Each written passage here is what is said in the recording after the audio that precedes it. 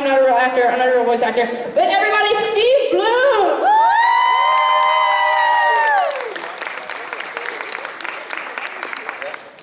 You know what? I think I'm just going to sit here with you guys. How's everybody today? Good. Well, thank you for having me back to RealmsCon. I've been told it's been 5 years since I've been here. So I'm one of the old timers for this place. It's grown a little bit. There's a lot more of you now. I'm so intimidated. For those of you who have no idea who I am and just look for a nice, cool place to sit down, I'm Steve Blum. I'm a voice actor from Los Angeles. I've been at this business for over 20 years and started in anime. I'll probably die in anime. I love anime. Yeah. And I'm probably best known in that world as Spike from Cowboy Bebop. Guillemon. Orochimaru from Naruto. Zabuza. Guillemon, you're right, Guillemon, from Digimon. And who else? Liran from Gurren Lagann, hun. When you screw it in, give it a hard manly twist. Just piece of advice for all of you who are growing up. Starscream. And then I migrated off into video games. I've done like 350 video games. You guys might know me from Call of Duty as Tank Dempsey. Which one? Lots of Call of Duties. I've been in all of them, but in Black Ops particularly as Tank Dempsey. Splattering zombies together, right? Woo! Yeah. Get those gun bags. Starscream. Starscream, yes, in Transformers Prime. Lately, Zeb from Star Wars Rebels, as we were speaking about. Right, yeah! Love to bash bucket heads. Are there any bucket heads in the room? Wolverine. No. Wolverine, yes. Next, That's what you do. Wolverine What the you do X-Men. is okay. So, anyway, that's kind of what I do, and I am here to answer your questions. So, just raise your hand, or I guess make a line up here or something. Do we have a microphone for? Yeah, because I'd love to hear what you guys are actually saying. I get tired of the voice of me.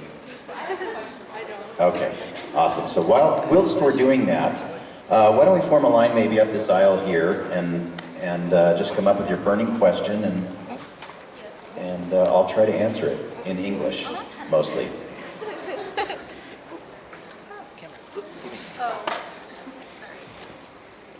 Check. There it is. All right. I had to figure out what channel it was on. Thank you. Big round of applause for her. Yeah. What's your name? What do you My name is Miranda Duquay. Miranda? Yes. Everybody, big hand for Miranda. Thank you. I'm not the official tech person. I'm the technical director for concept graphic. That's Sweet. everything. I can. Yeah. Okay, so Now, for, I've got. I'm sorry. I've got somewhere else. I can't stay for the whole thing. I really should. oh, okay. Well, we can just pass the microphone back between them. These are very capable human beings here. Okay, I just want to ask you a question real quick. Yeah, if I sure. could. I didn't mean to cut. But I was curious, how did you get the role of Zeb on Star Wars Rebels? That's all, because I was like, oh my god, how did he get on Star Wars? It was a horrible Disney accident. No, Zeb, I auditioned for like everybody else. So I think I auditioned originally for it from home. It was called Wolf at the time. I had no idea what the show even was. I didn't know it was Star Wars. Zeb was called something else too. So I auditioned for this character. They gave me some rough specs on him. I think I did 3 different accents for the audition, and got a call back at Disney. And I didn't know that I had booked it until many weeks later, and I happened to be in England doing a Transformers convention when they called me. And they said, you got this role, you have to find a studio, and I found the studio in the middle of nowhere in some guy's house. And taxi dropped me off, I didn't even know where I was. It was late in the afternoon. And I go in there and I'm looking at the script, and I see stormtroopers on the script, and I said, wait a second, is this Star Wars? This is Star Wars! That was the big realization that this was actually a new series. I had no idea until I was actually recording it. Yeah, the trailer for season 2 came out, and I was in the break room, and I was watching it, and I started slapping my coworker because I was so excited. I saw everybody, and I was jumping up and I was slapping her. But that's cool. Thank you. So. Thank you for watching the show. I can't tell you how much Thank you for having me. It's a Kodak moment. Brenda, everybody! Yeah! Woo! All right, fire away, my friend. My question is, how was it given the role for Spike in Cowboy Bebop? Well, Spike, How did you audition for that? I don't even remember the audition process for that. I probably did that at the studio. I probably went and just read for it at Magnitude 8, I think. I was doing a lot of shows back then for LA Hero and those guys. And they called me in, they gave me the role. I had no idea it was even a leading role until I walked into the room. And that terrified me. I didn't think I was ready as an actor to take on a leading role. It was an amazing process. I was scared at every session, honestly, because once I saw the visuals for that show and saw how beautifully it was animated and how cinematically perfect it seemed, and the music was incredible, I felt a huge obligation to do a really, really good job, and I didn't know if I was up for the task. And fortunately, I had one of the greatest directors in the world, Mary Elizabeth McGlynn, at the helm of that show, who guided me through that process and basically taught me how to act in a whole different way while we were in the process of that. And as fate would have it, 14 years later, she's now my girlfriend. And she was also Julia in the show. She was my love interest in the show. So talk about life imitating art. It was an amazing thing. So Bebop became as profound for me as it has for a lot of you in your anime journey. So, and even more so in my case, because now I get to live with her. One more. How was it being Tom from Toonami? Well, Tom is still alive and well, and I still get to be Tom. Thank you guys for watching for all these years. Yeah, give yourselves a hand. Yeah, we wouldn't have Toonami if it weren't for you guys. And when we went off the air back in 2008, I wasn't sure if it was ever going to come back. And we had You're only the second person to voice Tom. The original actor who did Tom was Sonny Strait. Was Sonny Strait, yes. Yeah, I owe a lot to Sonny. Did he didn't want to come back and do it, or how was that? I don't know what the situation was with Sonny. When I booked the role of Tom, I didn't know that there was a Tom before. I didn't watch the show. And if I had known, I would have called him and asked him if it was okay. That's what I do with my friends. If I'm taking over a role on something, we all do that for each other in the voiceover community. And I felt guilty about it for years. And I still haven't met Sonny face to face, but we've communicated online. And he's an incredibly talented, amazing guy. I don't know what his story is for that. People say he's a nice person. Yes. In real life. Yes, he's a very nice person. He was supposed to be here. Yeah, I'm so sad that I didn't get to meet him. He was supposed to be at another convention I went to back in June, Omnicon. Yeah. But he had to cancel. Yeah, sad. That happens sometimes. Work gets in the way. Besides you, he was one of my other voice actors I wanted to meet in anime, because he is Coach Krillin, Bardock, Major Hughes, Komodo, and Lupin III. Yeah. And I was going to come dress up as Jigen from Lupin III. Nice. Boss! Nice. Thank you. Hi. What was your favorite part of hanging out with the regular show crew and doing things with them? Of who? With the regular show crew. Oh, the regular show crew. I still hang out with them. I love those guys. I work on the regular show all the time. What?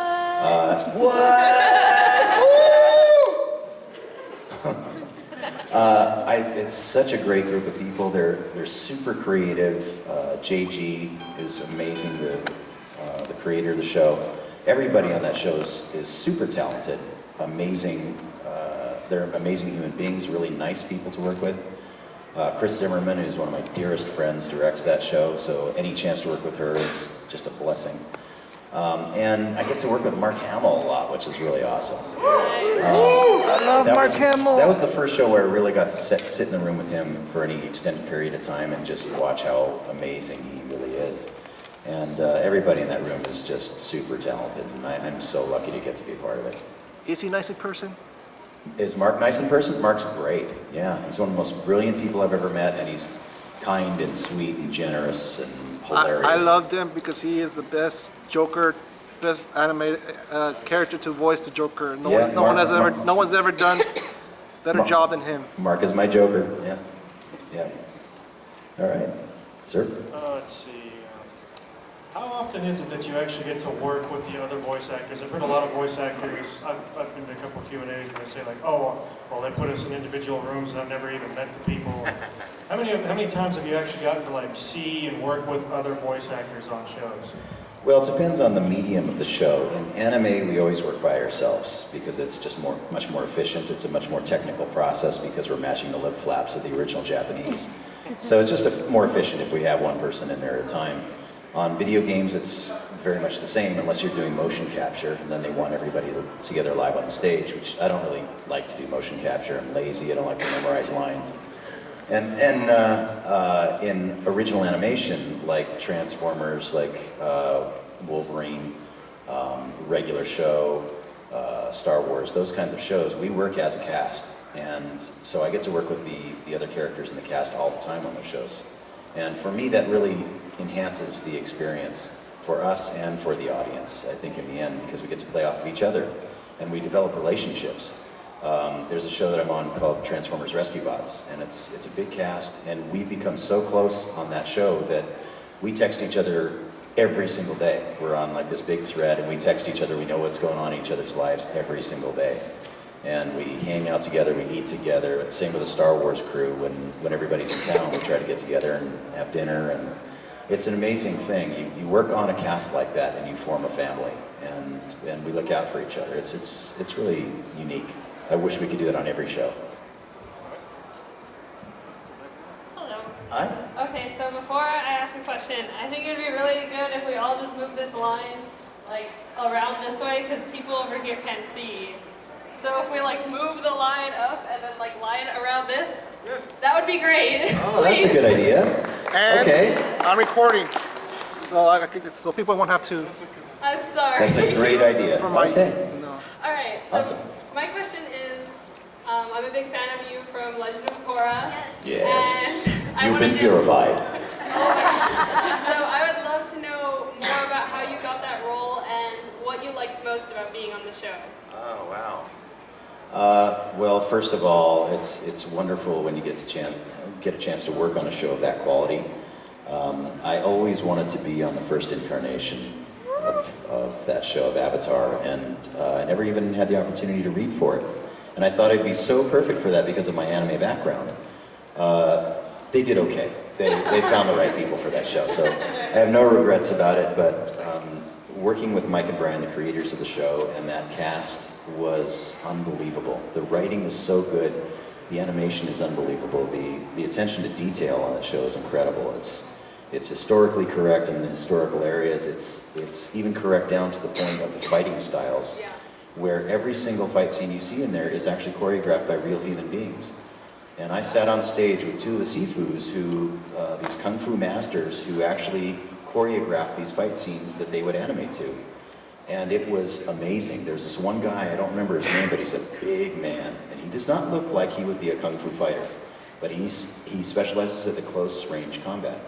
And the other guy who's sitting next to him was this really fit, looked like he could tear your head off with his pinky, and he probably can. And he was saying that this guy could kill him in a heartbeat. He could just, and his heart would be, pulsating in his hand. But these guys were so accurate about every single movement, every single action in that show that that kind of detail is not lost on me. It's rare on a cartoon show to have that much love and detail put into it. So it was so great, and they gave me such a great juicy role. Amon was amazing. I know, that was such a good one. Yeah, so I'm on your side with that one. Thank you so much. Thank you. Good to be here. I'm on stage. I guess you kind of answered this one already with the motion capture bit, but I do want to ask, why haven't you done live action? Who else here agrees that this guy would be great in an action movie? Well, thank you for that. Again, I'm really lazy. No, I'm not a trained on-camera actor. I never had stage experience. I never had classic acting training. I started as a voice actor. And so that's a whole different animal. You really have to know blocking. You have to know how your body looks when you're making certain movements.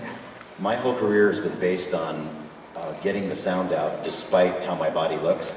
And lately I've seen video of what I look like in the booth, and it is horrifying. It is so gross. That's great for action. You're gritty. That's what people like. I guess. I don't know. Look at Liam Neeson. He's ugly.